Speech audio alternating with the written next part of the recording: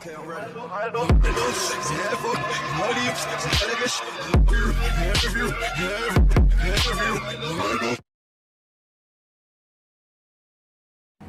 ने कुछ सेकंड्स में सारे गॉड्स की हालत ख़राब कर दी थी और वो इस फाइट को ख़त्म करने के लिए एक फाइनल अटैक प्रिपेयर कर रहा था।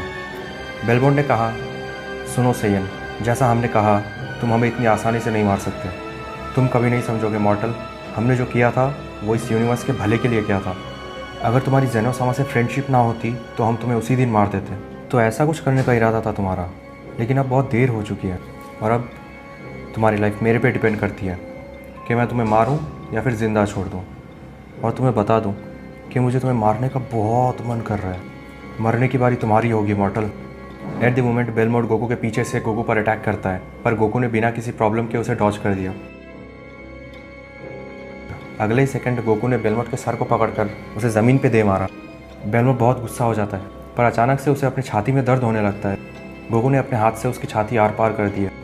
बेलमोंड खून से लथपथ होकर ज़मीन पर गिर जाता है, लेकिन लकीली बेलमोंड एक ऐसे प्रजाति से था जिनके शरीर में 3 हार्ट्स होते हैं। गोकू ने कहा, तो इतना काफ़ी नहीं था तुम्हें मारने के लिए, तुम बीरज से भी ज़्यादा परेशान कर रहे हो मुझे, कहकर गोकू उस पर अपना अटैक फेंकता है।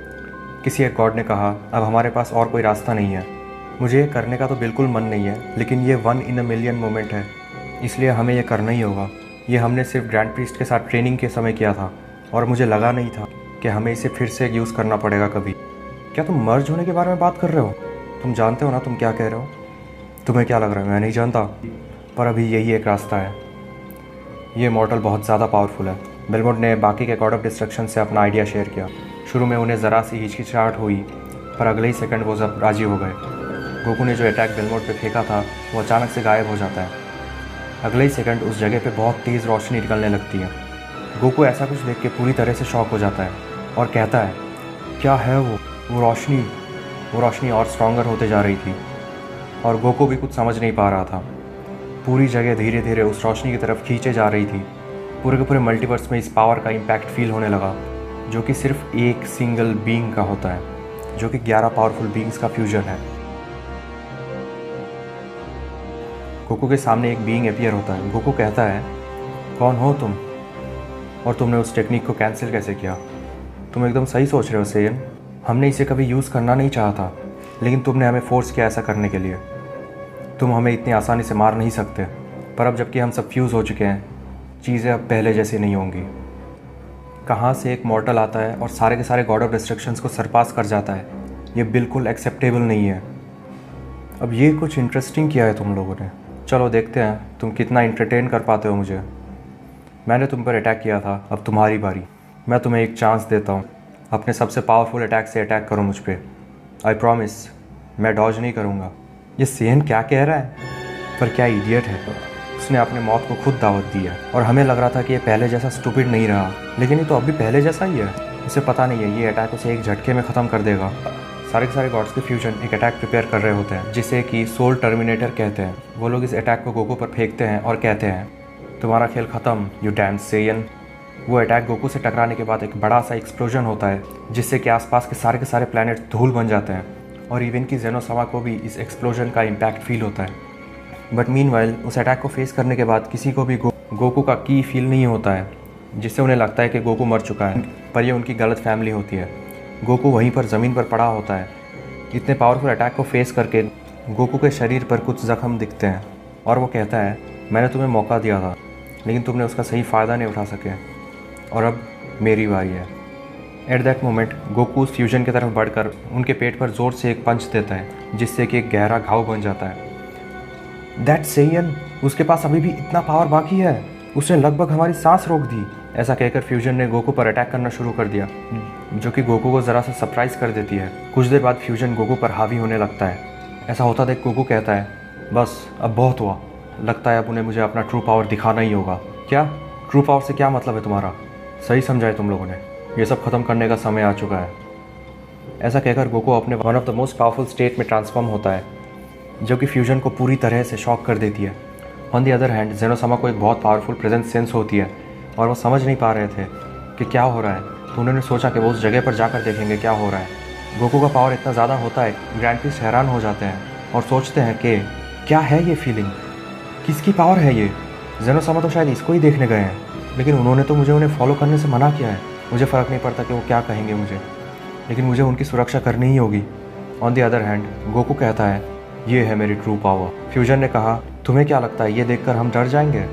तुम्हें ख़त्म करने के बाद हम तुम्हें हमेशा याद रखेंगे सेयन, क्योंकि तुम अकेले ऐसे हो जिसके लिए हमें फ्यूज़ होना पड़ा। ये एक इंसल्ट है गॉड ऑफ डिस्ट्रक्शन के नाम पर, जो कि हमें पूरी ज़िंदगी सहनी होगी। तो तुम लोग मुझे कुछ ज़्यादा ही हल्के में ले रहे हो। तुम लोग मुझे कुछ नहीं कर सकते, क्योंकि तुम्हारा सबसे पावरफुल अटैक भी मुझे मारने के लिए काफ़ी नहीं था। ऐसा सुनते ही फ्यूजन ने इस बार हकाई का यूज़ किया, लेकिन गोकू पर इसका कोई असर नहीं हुआ, जो कि देखकर फ्यूजन पूरी तरह से शॉक हो जाते हैं। और गोकू कहता है, क्या किया तुम लोगों ने? मुझे तो कुछ फील भी नहीं हुआ। हमारे टेक्निक का उस पर कोई असर नहीं हुआ। ऐसा पहली बार हुआ है कि एक मॉर्टल पर हकाई का कोई असर नहीं हुआ। तुम लोग मुझे कुछ नहीं कर सकते। ऐसा सुनते ही फ्यूजन ने गोकू पर कई मिलियन पंचेस फेंके, लेकिन गोकू ने उन सबको किसी भी परेशानी के बगैर डॉज कर दिया। गोकू ने फ्यूजन को बस एक पंच मारा, जिससे कि फ्यूजन दूर पहाड़ों से टकराते हुए जा गिरे। पर कैसे? इस मॉर्टल ने फिर से हमें सरपास कर दिया। इवन दो कि हम फ्यूज़ हो चुके हैं, हमें मारना होगा। हम इसके खिलाफ कुछ नहीं कर सकते। एट द मोमेंट गोकू ज़रा सा गुस्सा होकर कहता है, अब क्या करोगे तुम लोग? अगर तुम्हारी कोई आखिरी इच्छा है तो बता दो, लेकिन मानना पड़ेगा। तुम लोगों ने मुझे इस ट्रांसफॉर्मेशन में आने में मजबूर कर दिया। फ्यूजन ने सोचा कि हमारे पास और कोई रास्ता नहीं है, हमें उस पर अटैक करते रहना होगा। एटलीस्ट हम अटैक करते करते मर जाएंगे, पर उसके सामने सरेंडर नहीं करेंगे। गोकू देखता है कि उन्होंने कोई जवाब नहीं दिया और कहता है, तो तुम लोग बिना कुछ कहे मरना चाहते हो तो ठीक है। कहकर गोकू एक अटैक प्रिपेयर करता है। फ्यूजन ने गोकू को अटैक प्रिपेयर करते हुए देखा और उस पर अटैक करने चले जाते हैं।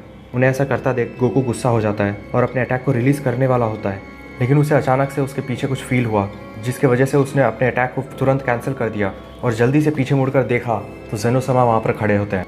गोकू जेनो सामा को देखकर सरप्राइज हो जाता है और फ्यूजन ने कहा, जेनो सामा वो यहाँ क्या कर रहे हैं?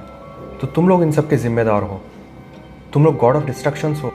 कम से कम अपने पोजीशन के बारे में तो सोचा होता ये सब करने से पहले। फ्यूजन ने कहा, क्या जेनो सामा ने उसे देखा नहीं? जेनो सामा ने कहा, ओह हाय गोकू, तुम यहाँ क्या कर रहे हो और तुम मुझसे मिलने क्यों नहीं गए? मैं भी उसी के बारे में कहने वाला था। देखिए, कुछ सालों पहले मैं टाइम चेम्बर में ट्रेनिंग के लिए गया था और इन्होंने मुझे वहाँ पर बंद कर दिया था, क्योंकि मैं और आप एक अच्छे दोस्त थे इसलिए। ये क्या कह रहा है? मैंने तुम लोगों से मना किया था कि इस सेयन को कोई कुछ नहीं करेगा। तुम लोगों को अब पनिशमेंट रिसीव करना होगा। जेनो सामा, उसकी कोई ज़रूरत नहीं है, मैं अकेला ही काफ़ी हूँ इन्हें मारने के लिए। ये क्या कह रहे हो तुम? पनिशमेंट से मेरे कहने का मतलब मारना नहीं था, क्योंकि उनकी पोजीशन को होल्ड करने वाले सिर्फ यही लोग हैं, इसलिए तो मैंने इन्हें कभी मारा नहीं। क्योंकि अगर मैं ऐसा कर देता, इनकी पोजीशन लेने लायक कोई दूसरा नहीं है। आई एम सॉरी जेनो सामा, लेकिन यही एक रास्ता है इन्हें सबक सिखाने का। गोकू, इवन के हम दोस्त हैं, लेकिन मैं ऐसा बिल्कुल अलाउ नहीं करूँगा। तो मुझे लगता है अब मुझे आपसे निपटना होगा। गोकू, अगर तुम ऐसा चाहते हो तो मैं तुम्हें बता दूँ, मैं अभी इसी वक्त तुम्हें पूरे एग्जिस्टेंस से ख़त्म कर दूँगा। जैसा तुम चाहो, तो अब पहले मुझे तुम्हें मारना होगा।